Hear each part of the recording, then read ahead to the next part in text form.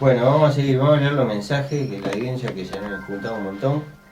Este, Algunos después nos dejan sin programa, porque son larguísimos.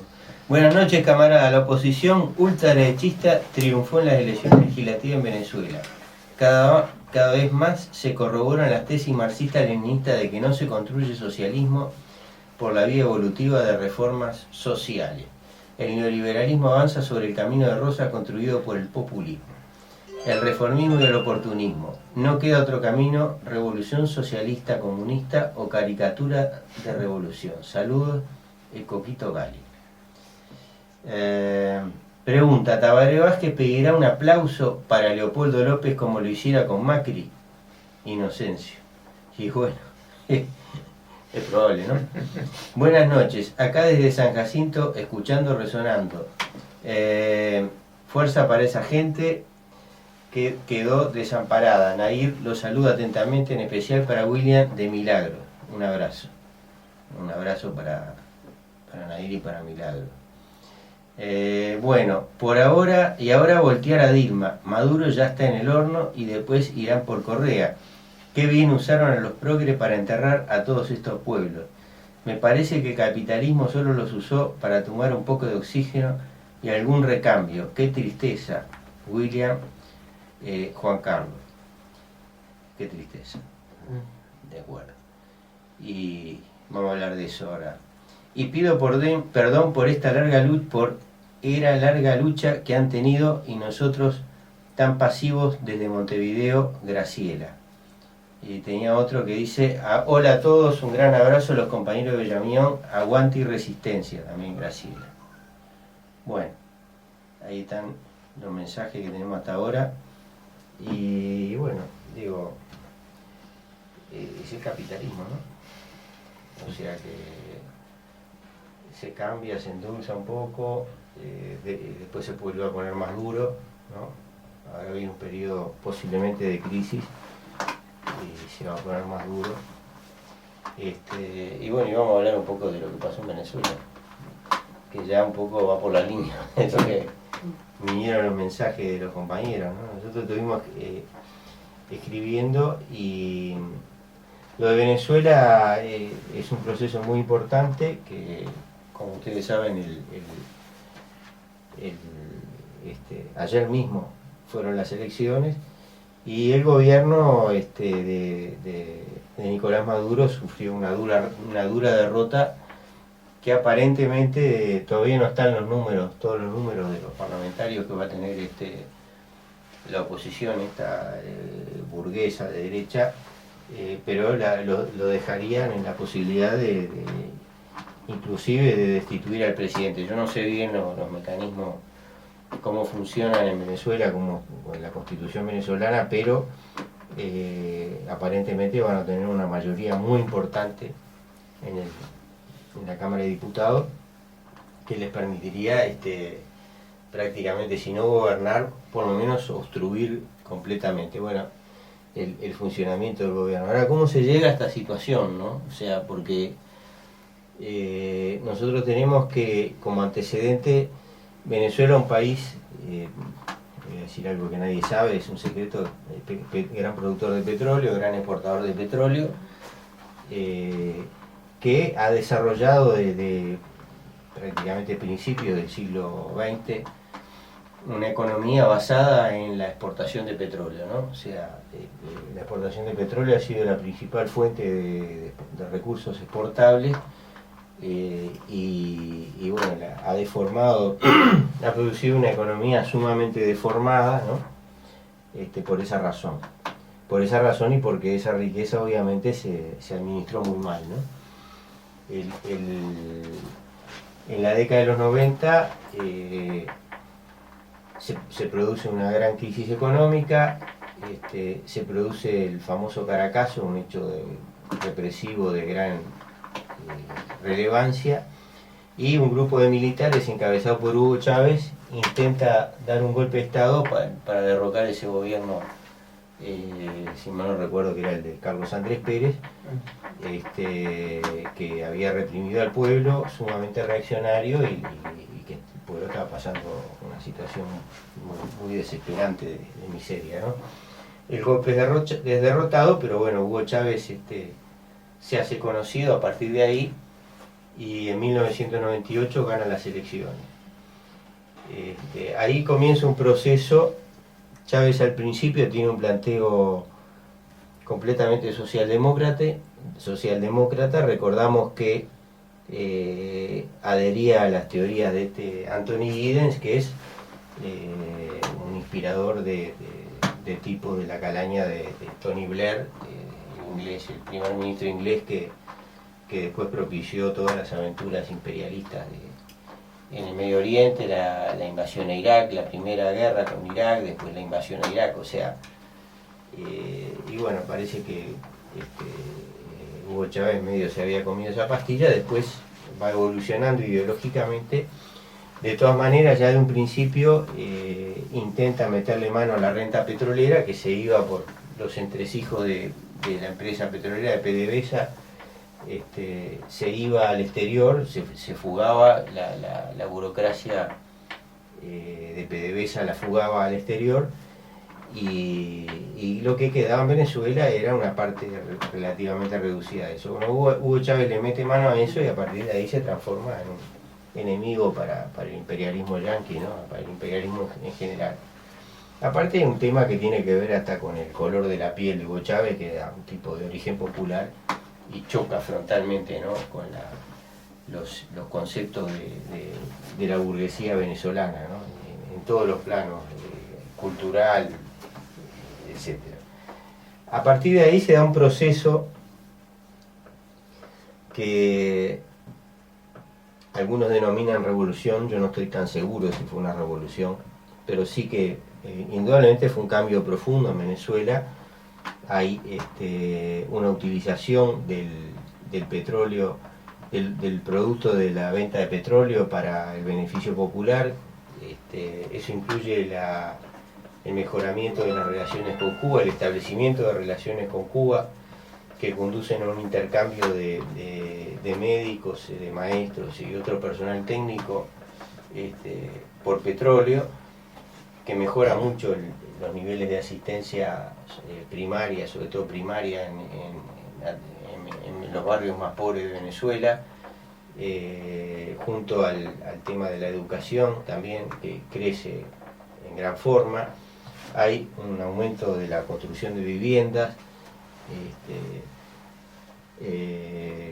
y hay todo un plan de establecimiento de mercados en los cuales se venden productos de primera necesidad al pueblo a precios subsidiados, ¿no? Todo ese proceso se va desarrollando y se ve favorecido. Nosotros hicimos una gráfica ahí que no sería mala idea si la puedo centrar, porque vamos a ver si la puedo centrar, la podemos mostrar ahí en la cámara. Queda para la cámara. Este es un trabajo que redactamos hoy y como se ve en la gráfica, esta es una gráfica del precio del petróleo, ¿no? El precio internacional del petróleo, el West Texas intermediario, que es uno de los precios básicos del petróleo. Acá vemos cómo el golpe de Estado 2002 y después perdón, me equivoqué, ahí está, sí, el golpe de Estado 2002, el golpe de Estado que le dan a Chávez, ¿no? Acá está la asunción de Chávez, el precio estaba bajito, alrededor de 15, venía de más alto, había bajado, y después está el golpe de Estado, y a partir de que Chávez derrota el golpe de Estado, o sea, el golpe de Estado que le da el imperialismo yanqui, asociado con la burguesía venezolana, ¿verdad? Y apoyado por algunos gobiernos extranjeros, en particular el español, desempeñó un papel importante ahí. Ven cómo el petróleo empieza a subir, ¿no? Y esto financia, digamos, la base material de todo ese mejoramiento de la situación del pueblo de Venezuela y de un generoso auxilio que Chávez le brinda a la mayoría de los países latinoamericanos y el Caribe en la forma de petróleo, en la forma de petróleo que se vende en condiciones muy preferenciales de financiamiento, ¿no?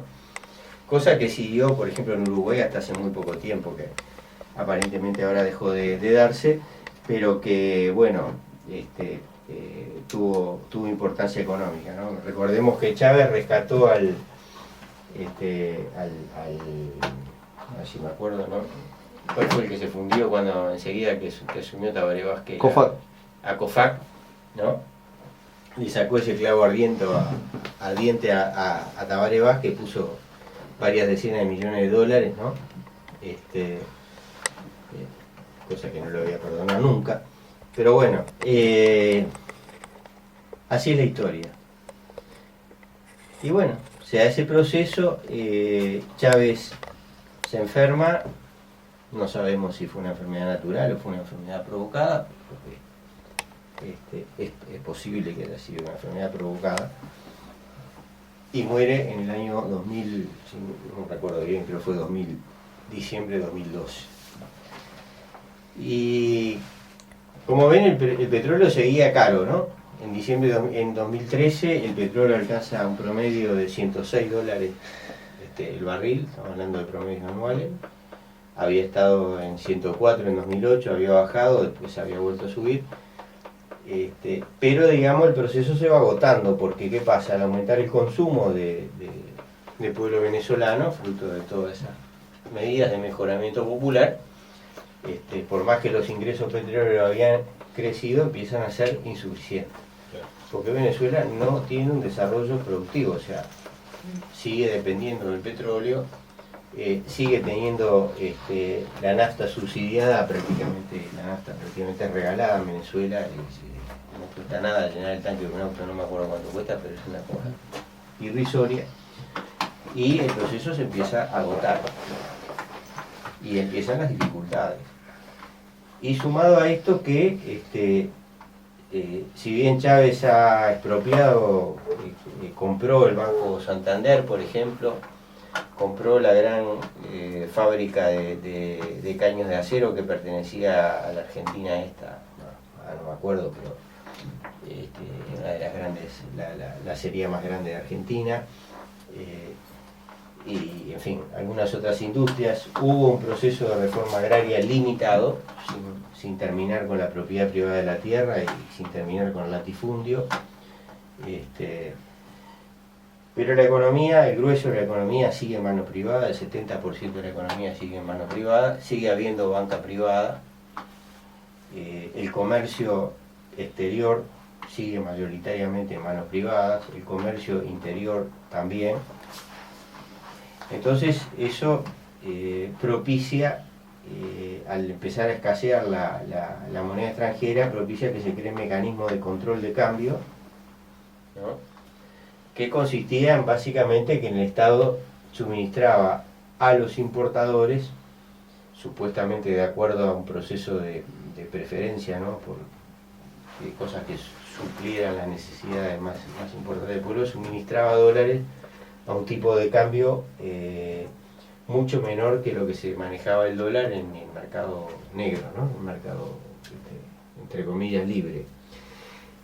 Entonces eso genera,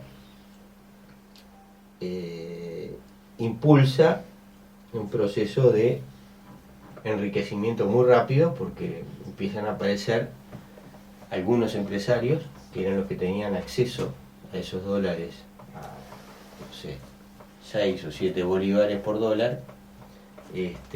Cuando empieza esto, hacen la importación y venden la mercadería en el mercado interno, pero a precios como si hubieran pagado el dólar al doble o al triple. Otra parte de la mercadería la pasan de contrabando a Colombia, o directamente no importan, o sea, hacen, parece que le llamaban empresas de maletín, fingen una importación, reciben los dólares y simplemente los venden en el mercado negro. Después con eso, esos bolívares vuelven a comprar dólares, pero con mucho menos bolívares, la misma cantidad de dólares, y por esa vía obtienen unas ganancias fabulosas. Obviamente, para que todo esto se produzca tiene que haber un nivel de corrupción en las altas esferas del gobierno muy grande, porque si no es imposible, ¿verdad? Yo no sé si creo que fue en 2013, nombran a una presidenta del Banco Central que menciona esto públicamente. Dice que en los años anteriores se han fugado 20.000 millones de dólares, ¿no? por vía de esta maniobra, y duró poco en el Banco Central. Entonces, o sea, que hay, digamos, un proceso paralelo de caída de la economía, porque obviamente empieza al haber cada vez menos dólares para importar, comienza a haber cada vez menos productos a precios accesibles para el pueblo, y al mismo tiempo se ve que hay gente que está ganando muchísimo dinero, ¿no? Y que parte de esa gente son empresarios, burgueses, ¿verdad? Sí. Pero que otra parte están dentro del mismo gobierno, ¿no? Supuestamente popular. Entonces, empieza a pasar lo que es lógico que pase, que la gente se empieza a desencantar. O sea, Chávez generó comunas, Chávez generó una gran organización, por lo menos en partes importantes de las barriadas pobres de Caracas y del resto de las ciudades y de los campos de Venezuela, que era la base social de ese proceso, ¿verdad? Pero la base social empieza a ver que la cosa anda muy mal, ¿no? Y no solo anda muy mal por lo que se llamó la guerra económica, que es real, aunque es un concepto que a mí no me convence mucho, porque al crear las condiciones para el comercio ilegal, para esas ganancias fabulosas sin el menor esfuerzo, se genera, digamos, un fenómeno que, o sea, tiene un resultado político, pero que probablemente no tiene un origen político, porque si hay gente que le da la posibilidad de hacer eso, lo va a hacer, ¿no? O sea, eso no es un problema de que quieran tirar al gobierno, al contrario, le conviene que siga el gobierno porque le sigue ese negocio, ¿verdad? Tan brillante, ¿no? Entonces, y bueno, se mezcla esto con la enfermedad de Chávez, posteriormente con la muerte de Chávez, un proceso de transición muy complicado porque se da en el medio de toda esta convulsión, y el golpe de gracia es el año pasado, en julio.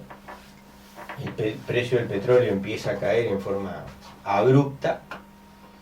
El promedio del año pasado fue de $93, pero venía de 106, y entre julio y diciembre el precio del barril de petróleo cae como a la mitad más o menos, y entre julio y diciembre de este año, julio del 14 y diciembre de este año, ya ha caído, hoy tocó un mínimo desde el año, creo que 2008, no, sí, 2007, 2006, un mínimo en muchos años de bastante menos de $40.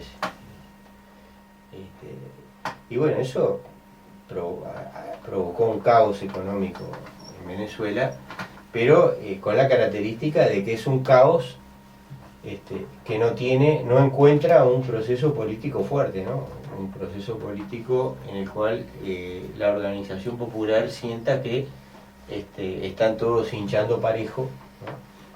y que los dirigentes se están pasando las mismas necesidades que está pasando la gente abajo, ¿no? Entonces un proceso de deterioro de este tipo, en el cual por un lado hay las diferencias naturales a toda sociedad capitalista, pero además se nota que en las altas esferas de este gobierno, que debería ser popular, hay altos niveles de corrupción.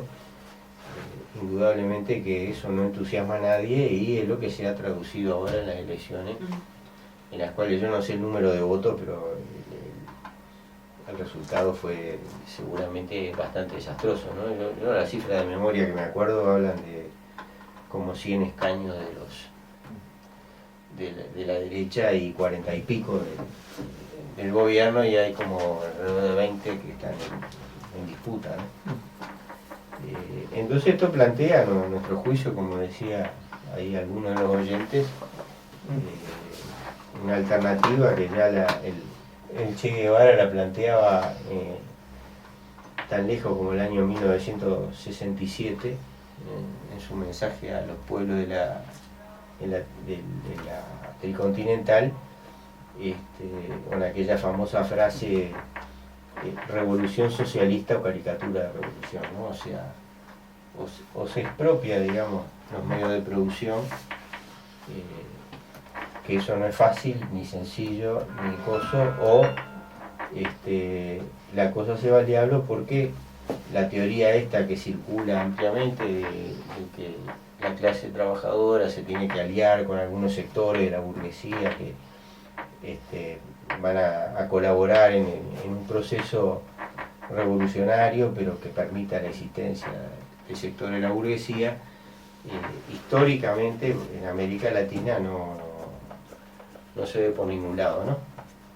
Eso lo dijo el Che en aquella época, y yo tengo la impresión de que sigue estando vigente hoy en día igual que en aquella época. Esto no quiere decir que sea fácil eso.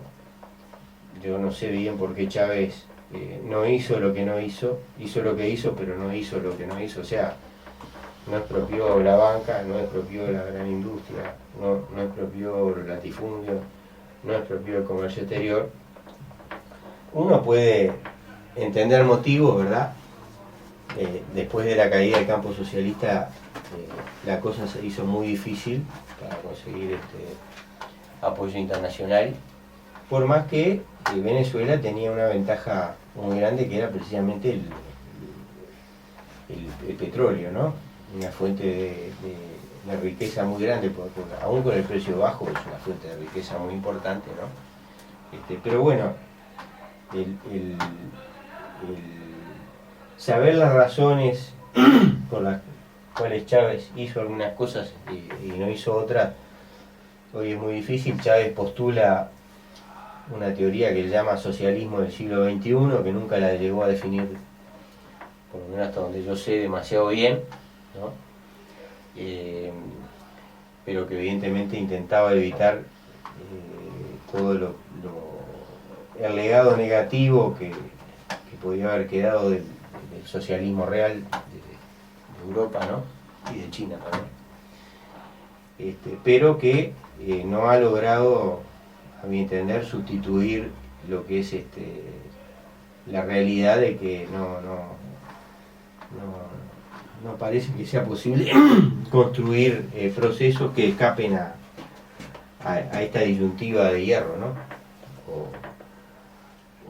O el socialismo, que implica la expropiación lisa y llana de la burguesía de las tierras, de los bancos, de las fábricas, de las empresas comerciales, por lo menos de las grandes, o quedar enredado en todo esto, ¿no? Y bueno, estamos viendo una especie de caída como ficha de dominó, ¿no? Un proceso que tuvo algunas características sin que nunca se mencionara la palabra socialismo ni en ningún momento, como el de Argentina, lo que está pasando en Ecuador, que no da tiempo para examinarlo ahora, pero que tiene algunos parecidos, ¿no? Y bueno, queda Bolivia ahí, que por lo menos políticamente Evo Morales se mantiene firme, pero que tampoco, digamos, ha modificado la esencia de la sociedad, ¿no? La propiedad de los medios de producción. Hola, si no del tiempo, tal vez la semana que viene, algún comentario sobre Teima, la empresa que contrata con el Estado y quebró. Abrazo, el Gaita. Sí, eso es muy interesante. Hoy en la Argentina, barcos merluceros japoneses con doble bandera. Faltan cuadros para hacerse cargo y estos no quieren nada. Camilo. No hay medias revoluciones, también Camilo. Bueno, ¿cuánto queda? 4 minutos, 3 minutos. Y lo de Teima, nosotros publicamos el otro día un trabajo que nos mandaron un compañero que salió una cosa española sobre la empresa madre, ¿no? La que se llama Bengoa, y es una historia de una empresa que fue inflada con crédito. ¿Tú lo viste? Sí, lo leí. que fue inflada con créditos, que tenía, creció en base a una gran influencia en el Estado español, en vínculos con el rey de España y el Partido Popular en particular, que estaba en el gobierno todos estos últimos años. Eso le permite un crecimiento explosivo, muy acelerado, ¿verdad?, en base a deuda. Tienen grandes inversiones en el tema de recursos de energía renovable, o sea, solar, eólica. Han invertido en una cantidad de países en el mundo, pero estaba todo inflado con deuda, ¿no? Empiezan a reducirse los subsidios a las energías renovables, empieza a dificultarse el tema del crédito por ahora la subida de tasa de interés que anuncia la Reserva Federal. La economía mundial entra en un crecimiento bajo, un periodo de crecimiento bajo, unos cuantos países en recesión, y todo eso hace que en determinado momento no puedan pagar las deudas, y ahora están pendientes de un rescate bancario o estatal, ¿no? Ahora es una empresa que se ha manejado con muchos altos niveles de corrupción estatal en todo el mundo, y uno se pregunta si esa planta de etanol que acá costó 147 millones de dólares y que en el resto del mundo parece que cuestan entre 50 y 60, tiene alguna lógica que va por este lado, ¿no? Eso es los comentarios que me refiere, me provoca Taino, no sé qué piensan ustedes. No huele más o menos como la verdura que está en la cámara, ¿no? Sí. Bueno, no sé, estamos por terminar, ¿no? 40 segundos, bueno. Yo creo que no. Bueno, gracias por venir a los compañeros de Agradecemos a los compañeros que han venido. Y bueno, tienen a un Diego y a apoyo. Mirna. Gracias a ustedes, es muy importante la difusión de nuestra problemática, porque la verdad que no estamos llegando mucho, hay mucha gente acá en Montevideo que no lo sabe, el gran problema que tenemos, la desocupación en Bella Unión, y por eso estamos agradecidos. Y también decirles que 4 compañeras han comenzado una huelga de hambre esta tarde. Digo, es un tema muy serio, digo, estas compañeras han tomado esta determinación, porque creemos que de acá de Montevideo no nos podemos ir sin ninguna respuesta. Entonces, Ustedes están ahí en el Palacio, en la esquina Así es. de Agraciada y la Avenida Las Leyes, Sí, ¿no? sí. O sea, Mañana, donde empieza Agraciada. mañana nos vamos a Presidencia, nos vamos a plantar allá en Presidencia Frente al hasta edificio. que el presidente se digne, él en persona, no enviar a un ministro que no le va a buscar la vialidad al nuevo emprendimiento, que se digne a estar un rato con nosotros, a entender nuestra propuesta, a entender la problemática de trabajo en Bella Unión y a comprometerse con una salida, pero una salida viable. Bueno, les deseamos que tengan suerte. Lo mejor. Gracias a Porque- ustedes.